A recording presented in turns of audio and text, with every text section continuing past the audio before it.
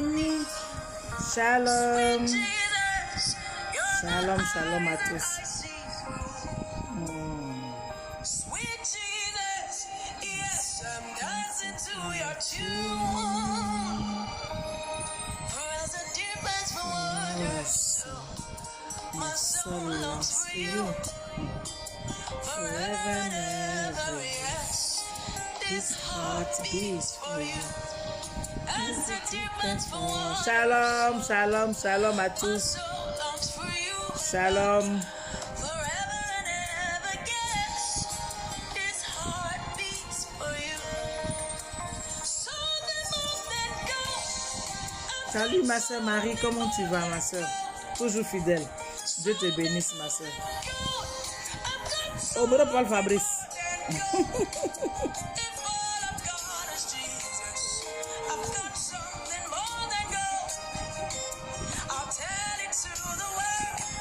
Jesus is more than gold. Jésus est mieux que l'or. Il est mieux que l'or. Il est mieux que toutes choses. Shalom ma soeur. Comment tu vas? Sois béni.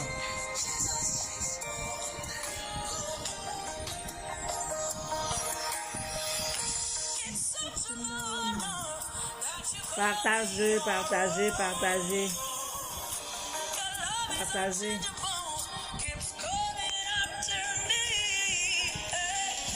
Center of my soul, I love how you love me. Treasure of my soul, I'm telling you on your tune. As it deepens for waters, my soul longs for you. Forever and ever, yes, this heart beats for you. As it deepens for waters, my soul longs for you. Très belle chanson de Judy Kay, n'est-ce pas? Elle chante tellement bien. Shalom à tous. Ce soir, je vais vous parler de quelque chose qui me tient à cœur. Chose que j'ai déjà partagée. Une histoire que tout le monde connaît. Mais j'ai envie de reparler de ça. N'est-ce pas? Mon histoire est tirée du livre de Jean. C'est l'histoire de la femme adultère. La femme adultère. Alléluia. On va lire la parole de Dieu avec respect et considération.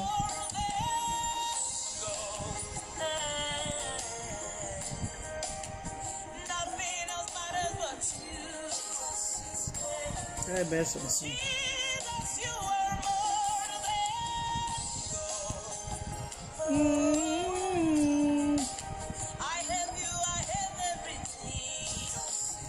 Jean chapitre 8. Jean chapitre 8. C'est l'histoire de la femme adultère. Je lis la parole de Dieu avec considération. Jésus s'est rendu à la montagne des Oliviers après chemin dès le matin. Il alla de nouveau dans le temple et tout le monde vint à lui, s'étant assis, il les enseignait. Alors les scribes et les pharisiens amenèrent une femme surprise en adultère et la plaçant au milieu du peuple, ils dirent à Jésus: Maître, cette femme a été prise en flagrant délit d'adultère. Moïse, dans la loi, nous a ordonné de lapider de telles femmes.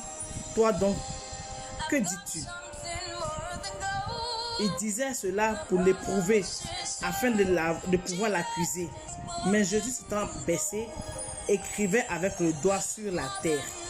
Comme il continuait de l'interroger, il se releva et leur dit: Que celui de vous qui est sans péché jette le premier la pierre contre elle.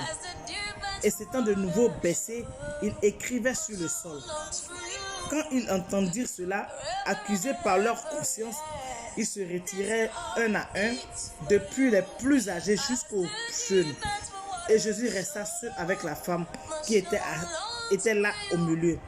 Alors s'étant relevé et ne voyant plus que la femme, Jésus lui dit: Femme, où sont ceux qui t'accusaient? Personne ne t'a-t-il condamné? Elle répondit, non, mon Seigneur. Et Jésus lui dit, je ne te condamne pas non plus. Va et ne pêche plus. Jésus leur parla de nouveau et dit, je suis la lumière du monde. Celui qui me suit ne marchera pas dans les ténèbres, mais il aura la lumière de la vie. Amen. Amen. Cette phrase, ce texte est tellement profond que j'aimerais que beaucoup de personnes l'écoutent, que beaucoup de personnes le suivent. Alors si vous pouvez partagez-le,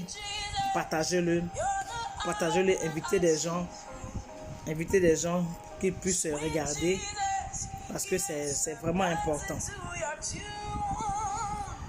Alors qu'est-ce que la parole dit? Une dame était en train de commettre l'adultère.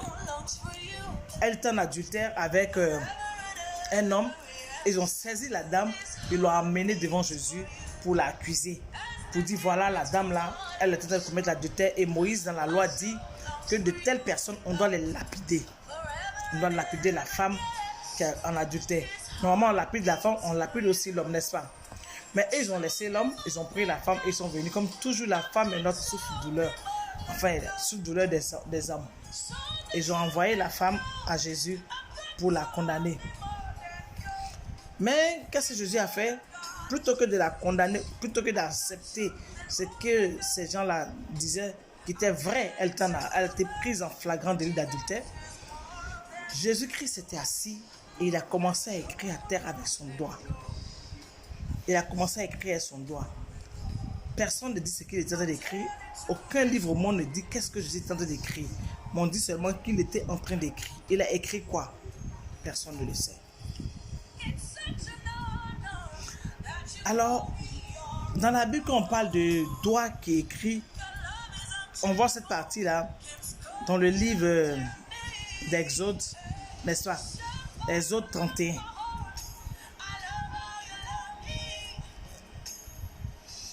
Exode 31. C'est dans Exode 31, on voit le doigt de Dieu écrit. Et qu'est-ce que le doigt écrivait? Le doigt écrivait les lois, n'est-ce pas? Je lis cette partie dans la Bible, c'est dans Exode 31, verset 18. Amen. Exode 31, 18. La Bible dit que lorsque l'Éternel eut achevé de parler à Moïse sur la montagne de Sinaï, il lui donna les 2 tables du témoignage, tables de pierre écrites du doigt de Dieu. Donc Dieu a écrit la loi avec son doigt. Dieu a écrit la loi, n'est-ce pas? Les commandements, il était écrit les commandements avec son doigt. Dieu était en train d'écrire les commandements avec son doigt. C'est là qu'on parle des doigts. Dieu était en train d'écrire avec son doigt. Amen. Et là encore, la partie où on dit que Dieu encore a écrit avec le doigt, ou quand Dieu a écrit avec le doigt encore, c'est dans le livre de Daniel, n'est-ce pas? C'est-à-dire que les seules fois où on parle vraiment du doigt de Dieu, Dieu a écrit avec... bon, dans Daniel, on parle de la main de Dieu, on parle de la main, Dieu a écrit avec la main. Donc Dieu écrivait avec la main, n'est-ce pas? Et c'est dans le livre de Daniel où il écrivait et il parlait de Belzé. Vous voyez, non? La partie là. Donc que je cherche, que je trouve... que je cherche dans le livre de Daniel.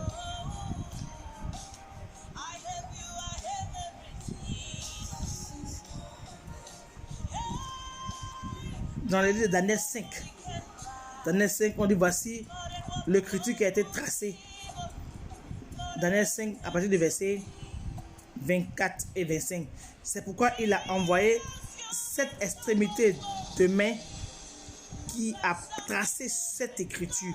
Voici l'écriture qui a été tracée, comptée, pesée et divisée. Voilà où Dieu a écrit avec la main, le bout de sa main, c'est-à-dire son doigt, où il a écrit.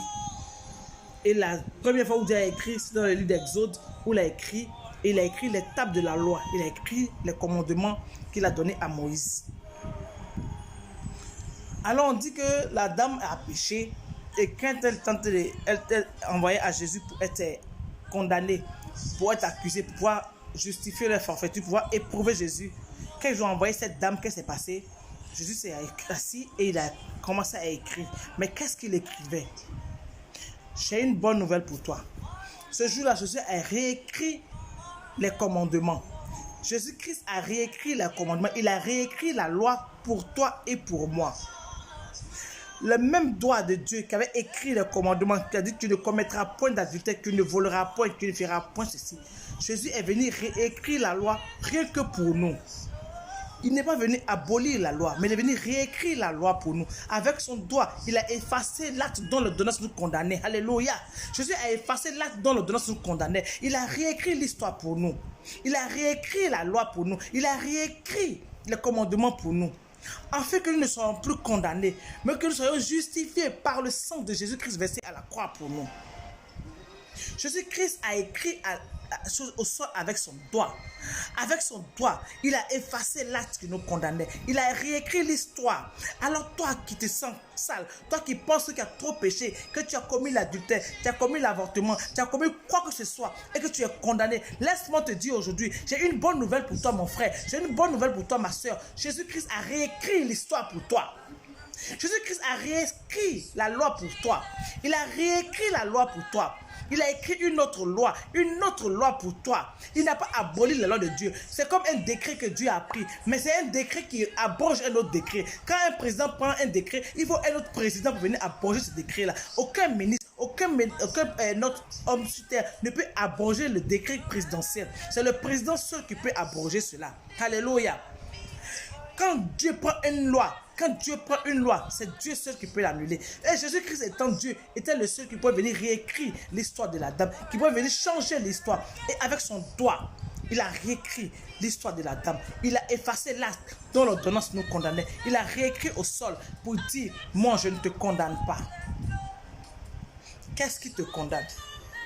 Qu'est-ce qui t'accuse? Es-tu voleur?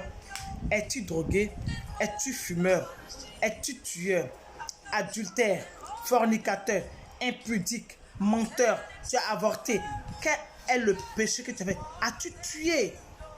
Es-tu prêt à te repentir, à venir à Jésus? Il est prêt lui aussi à changer ton histoire. Il est prêt à réécrire la loi pour toi, à réécrire l'histoire pour toi. Il écrit l'histoire à nouveau pour toi. Jésus-Christ change ton histoire aujourd'hui.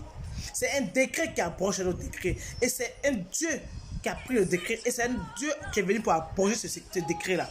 Et Jésus-Christ étant Dieu est venu abroger ce décret-là pour toi. Alléluia. Jésus-Christ est venu abroger ce décret-là pour toi. Lui qui est Dieu, qui est comme celui qui a pris le décret, est venu encore pour réécrire l'histoire pour toi. Jésus-Christ a réécrit l'histoire pour nous. Il n'y a donc plus de condamnation. Viens donc à Jésus.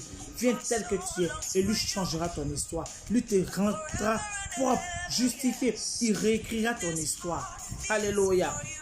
Alléluia. Notre Dieu est miséricordieux. Il est plein d'amour. Il a tout prévu pour nous à n'importe quel niveau de la vie.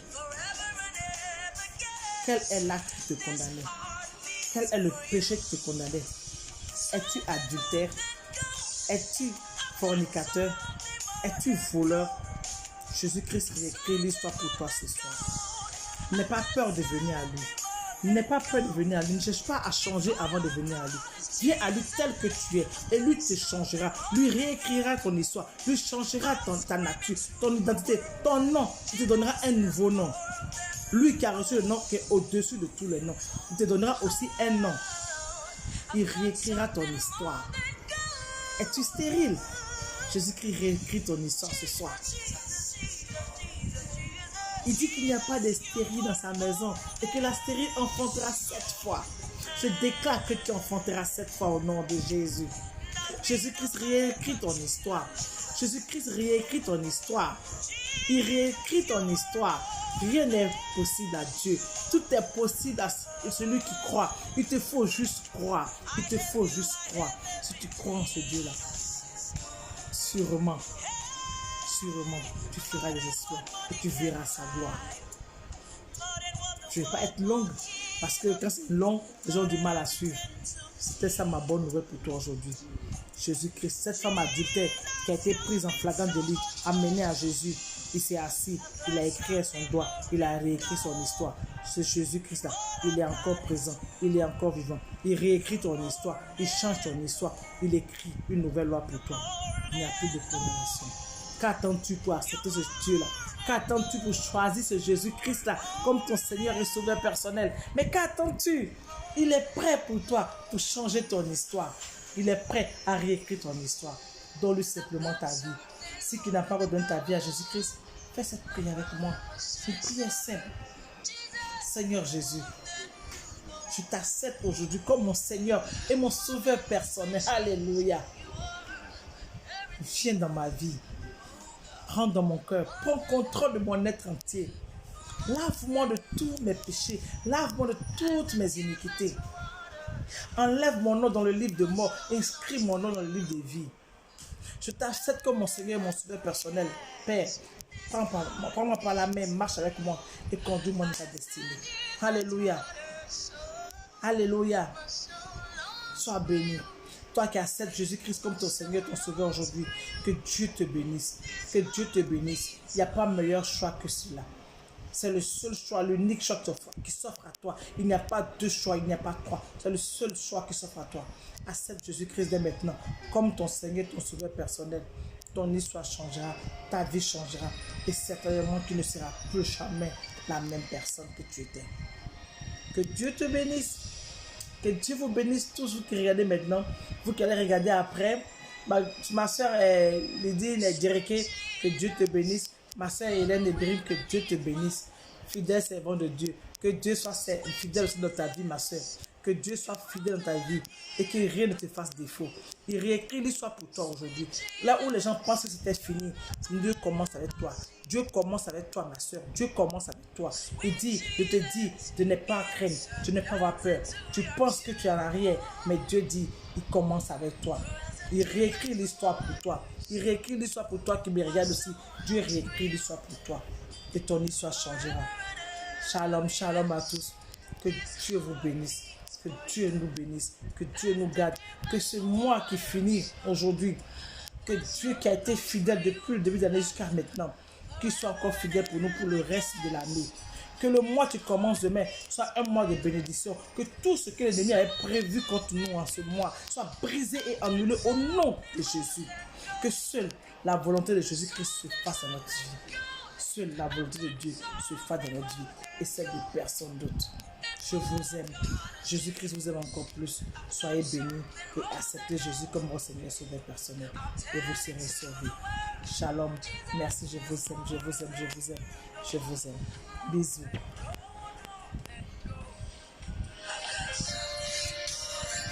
Shalom. Amen, amen, amen.